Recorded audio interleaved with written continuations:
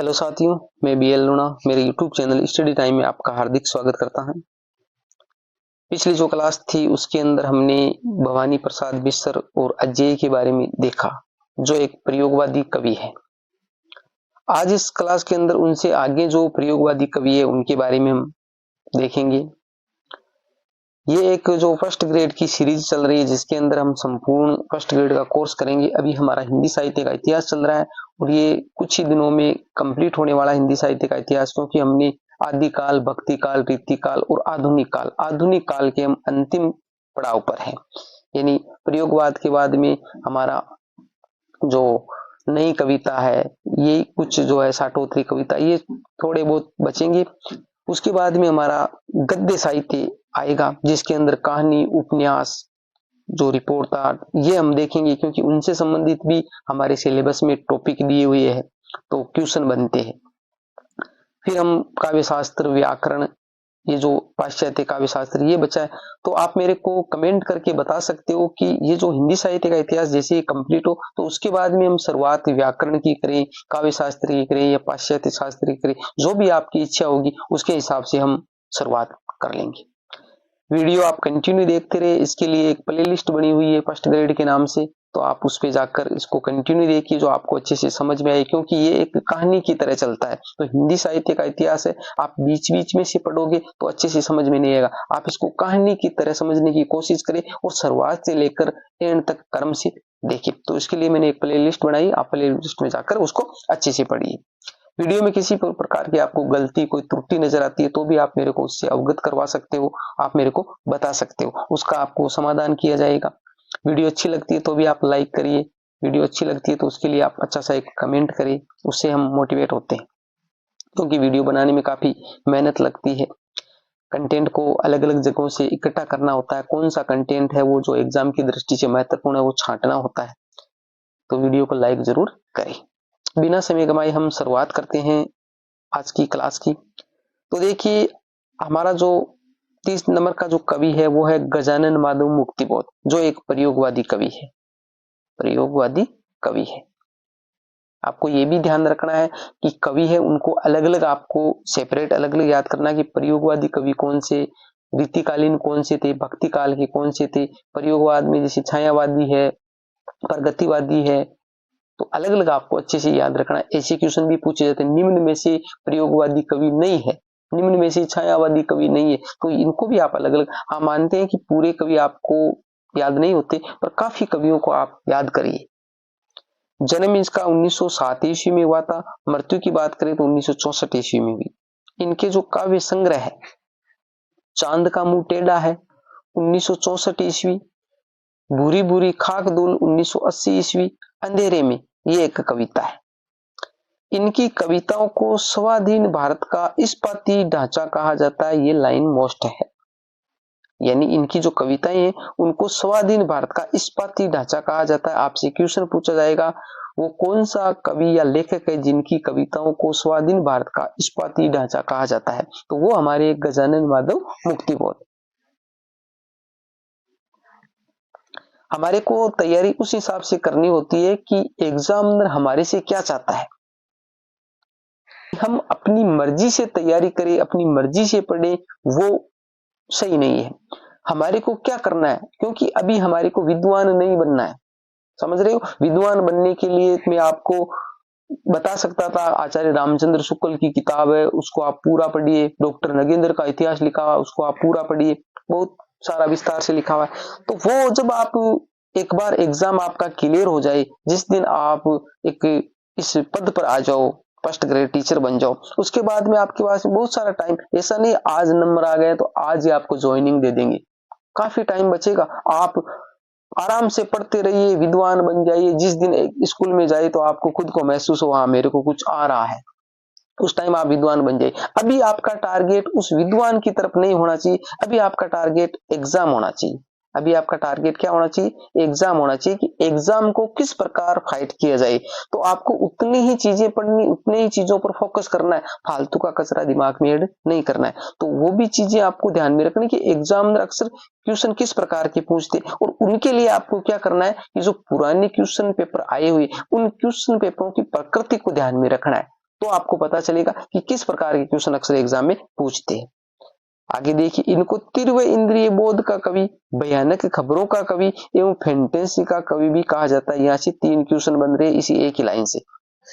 गजानन माधव मुक्तिबोध का उसको क्या कहा जाता है? तीव्र इंद्रिय बोध का कवि कहा जाता है, भयानक खबरों का कवि कहा जाता है और फैंटेसी का कवि कहा जाता है। आपसे पूछा जा सकता है कि फैंटेसी का कवि किसे कहा जाता है? तो गजानन माधव मुक्तिबोध है। तो यहाँ से 3 क्वेश्चन बन रहे हैं। आगे देखिए, गिरजा कुमार माथुर, जन्म उनका 1918 ईस्वी में हुआ था। आगे देखिए, मृत्यु की बात करें तो 1994 ईस्वी में। प्रमुख रचनाएं नाश और निर्माण, धूप के धान, शिलापंख चमकीले, छाया मत छूना, भीतरी नदी की छाया, साक्षी रहे वर्तमान,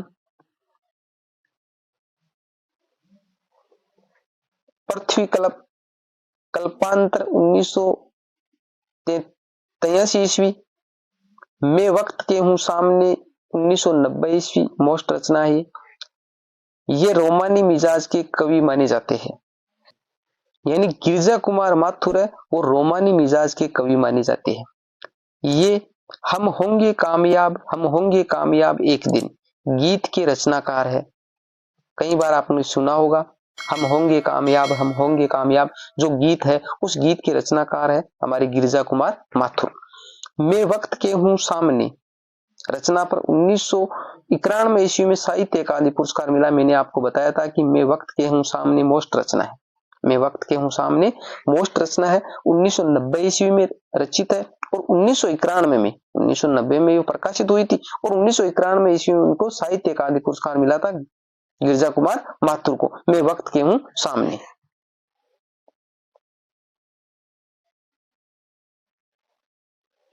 आगे है हमारे धर्मवीर भारती जी, जन्म 1926 ईस्वी में, मृत्यु 1997 ईस्वी। इनके जन्म और मृत्यु से संबंधित एग्जाम में क्वेश्चन बहुत कम पूछे जाते हैं। बाकी इनकी जन्म और मृत्यु डेट लिखने का मेरा उद्देश्य है कि इनका क्रम पूछा जाता है आपको, यानी कवि है, लेखक है, उनके नाम देकर आपसे पूछा जाता है कि निम्न को आरोही क्रम में व्यवस्थित कीजिए। तो पहले जन्म किसका हुआ था उसके बाद बढ़ते क्रम में से आपको सेट करना होता है। तो इसलिए मैंने आपको जन्म और मृत्यु डेट लिखी है तो आप इसको पहचान सको कि पहले किसका जन्म हुआ बाद में किसका हुआ।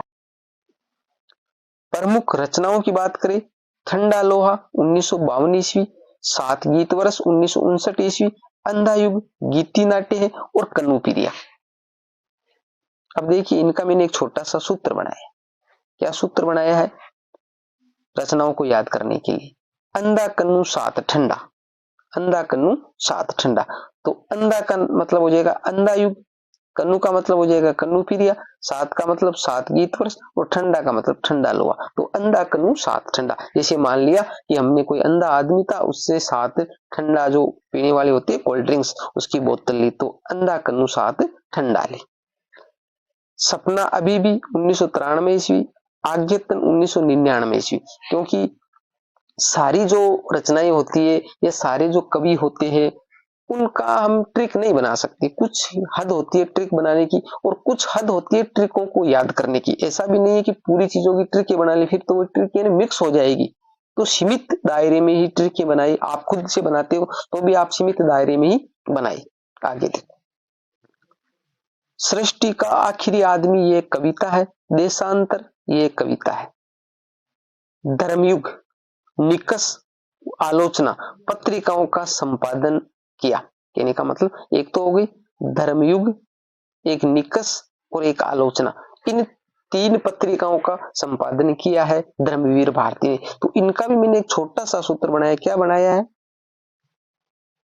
धनिया, धनिया सब्जी में डालते वो जैसे धनिया ऐसे लिखते हैं उसको, पर यहाँ पर मैंने धनिया लिया है। ठीक है, धनिया। तो ध का मतलब हो जाएगा धर्मवीर, सॉरी धर्मयुग, धर्मवीर भारती तो इनका नाम था तो वो तो ऐसे भी इनका नाम याद से रह जाता है, नाम से भाई धर्मवीर भारती है तो धर्मयुग। तो यहाँ ध से हम धर्मयुग ले लेंगे, नी से निकष ले लेंगे और आ से आलोचना। 3 पत्रिकाओं को संपादित इन्होंने किया है धनिया। जिस प्रकार हमने आप कंटिन्यू देखते आ रहे हो तो हमने भारतेंदु युग पढ़ा है, भारतेंदु युग। तो उसके अंदर भारतेंदु की जो पत्रिकाएं थी उसका मैंने एक सूत्र बताया था, कहवा, कवि विचन सुधा, हरिश्चंद्र मैगजीन और बालाबोतिन। बताया है नहीं बताया? अगर आप कंटिन्यू देखते आ रहे हो तो बताइए। अब जो कहवा है उसके आगे मैंने एक कोड भी बताया था, ठीक है, तो आप उस कोड को आप मेरे को कमेंट करिए कि वो कोड क्या था। इन रचनाओं की जो प्रकाशन की डेट है ना, उसके हिसाब से मैंने एक कोड बताया था, तो कहवा आगे वो कोड है वो आप मेरे को कमेंट करके बताइए। कमेंट करते चलिए तो आपको अच्छे से याद होगा। परिमल नामक संस्था की स्थापना की 1943 ईस्वी में। आपकी रचना सूरज का सातवां घोड़ा पर टीवी धारावाहिक प्रसारित है। यानी सूरज का सातवां घोड़ा इनकी एक रचना है जिसपे टीवी पे धारावाहिक चल रहा है।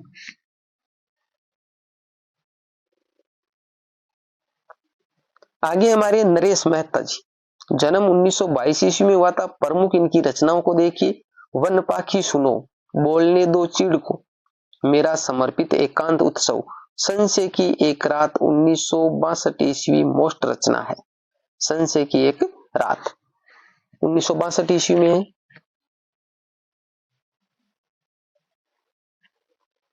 तुम मेरा मौन हो 1983 ईस्वी। अरण्या 1985 ईस्वी, ये भी मोस्ट रचना है अरण्या भी। प्रार्थना पुरुष 1985 ईस्वी। समय देवता कविता, यानी इनकी बहुत सारी रचनाएं और भी है। ऐसा भी नहीं है मैंने यहाँ पर जो लिखी है वो ही इनकी रचनाएं हैं, और भी है, परंतु मैंने यहाँ पर वो रचनाएं लिखी है जो एग्जामिनर अक्सर उनके चारों ओर घूमता है, एग्जामिनर की नजर वहां पर होती है, तो इनको आप अच्छे से याद कर लीजिए। बाकी और जो कचरा है उसको छोड़ दीजिए आप। प्रार्थना पुरुष इनके द्वारा रचित खंड काव्य है। प्रार्थना पुरुष है इनके द्वारा रचित खंड काव्य। अब देखो मैंने इसको छोड़ने के लिए कहा है, तो मैं ऐसा भी आपको सजेस्ट नहीं करता हूं कि आप कम पढ़िए, आप उसको छोड़ दीजिए। हाँ, एग्जाम में आपके ज्यादा फ्रेशर ना हो इसलिए मैं छोड़ने के लिए कह रहा हूं। अगर आप याद कर सकते हो तो 500-600 पेज की जो गाइड होती है आप उसको अच्छे से याद कर सकते हो। अगर आप में वो कैपेसिटी है याद करने की तो आप कर सकते हो। मैं उन विद्यार्थियों के लिए कह रहा हूं जिनको ज्यादा याद नहीं होता, ज्यादा याद नहीं कर सकते, तो आप इतना मैटर याद कर लीजिए, एग्जाम क्लियर करने के लिए ये मैटर खूब है, ठीक है। अरण्या रचना है वो 1988 ईस्वी में साहित्य अकादमी पुरस्कार दिया गया है। जो अरण्या मैंने आपको बताई थी मोस्ट रचना जो 1985 में प्रकाशित हुई थी, तो अलग अलग आपको याद रखना है। 85 में ये प्रकाशित है और 88 में साहित्य अकादमी पुरस्कार दिया गया है। तो अरण्या रचना पर 1988 में साहित्य अकादमी पुरस्कार दिया गया है, क्योंकि जो रचना प्रकाशित होगी आपको पता है कि जब भी साहित्य अकादमी पुरस्कार दिया जाता है तो पहले वो प्रकाशित होती है, प्रकाशित होने के बाद में 1 साल 2 साल 5 साल कब उसको साहित्य अकादमी पुरस्कार दिया जाता है वो निर्णय बाद में लिया जाता है। तो प्रकाशन की डेट अलग होती है और साहित्य अकादमी पुरस्कार देने की जो डेट अलग होती है। 1992 ईस्वी में हिंदी में संपूर्ण योगदान के लिए ज्ञानपीठ पुरस्कार मिला है। यानी पूरी जो किसी एक पर्टिकुलर रचना पे इनको ज्ञानपीठ पुरस्कार नहीं दिया गया। जिस प्रकार 1988 में अरण्या रचना है उस पे साहित्य अकादमी पुरस्कार मिला है, परंतु जो ज्ञानपीठ पुरस्कार मिला वो इनका संपूर्ण साहित्य है, उसको देखकर इनको ज्ञानपीठ पुरस्कार दिया गया है। तो संपूर्ण हिंदी में जो संपूर्ण इनका योगदान रहा है उसके हिसाब से इनको ज्ञानपीठ पुरस्कार मिला 1992 ईस्वी में।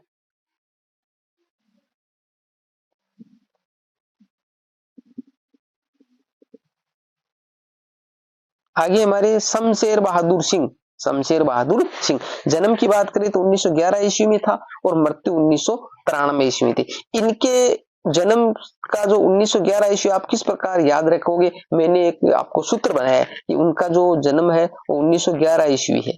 अब वो 4 जो लेखक मैंने बताए हैं कि जिनका जन्म 1911 ईस्वी, उनके लिए एक छोटी सी लाइन बताई है मैंने।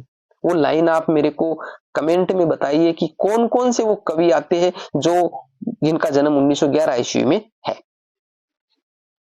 प्रमुख इनकी रचनाओं की बात करें तो अमन राग, आगे देखिए, चुका भी नहीं हूं मैं इतने पास अपने, काल तुझसे होड़ है मेरी, उदिता 1980 ईस्वी, बात बोलेगी हम नहीं 1981 ईस्वी, टूटी हुई बिखरी हुई 1990 ईस्वी। ये रचनाएं जो इनकी महत्वपूर्ण रचनाएं हैं।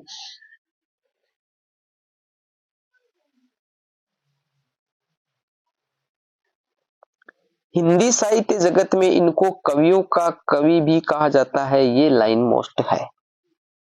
हिंदी साहित्य में किस कवि को कवियों का कवि कहा जाता है? शमशेर बहादुर सिंह कवियों का कवि कहलाता है। इनकी कविताओं का मुख्य स्वर कुंठित प्रेम है। यानी इनकी कविताओं में हमारे को क्या देखने को मिलता है कि जो मुख्य जो विषय वस्तु है वो है कुंठित प्रेम। कहानी एवं नया साहित्य पत्रिकाओं का संपादन किया। कहानी वो एक पत्रिका का नाम है और नया साहित्य ये भी एक पत्रिका है। इन दोनों का संपादन किया शमशेर बहादुर सिंह ने। इन्हें उत्तर प्रदेश सरकार की ओर से मैथिली शरण गुप्त पुरस्कार दिया जाता है। ये आपके लिए मोस्ट हो जाता है। क्यों मोस्ट हो जाता है, आपसे पूछा जा सकता है मैथिली शरण गुप्त पुरस्कार कौन सी सरकार के द्वारा दिया जाता है, तो वो उत्तर प्रदेश सरकार है, उसके द्वारा मैथिली शरण गुप्त पुरस्कार दिया जाता है।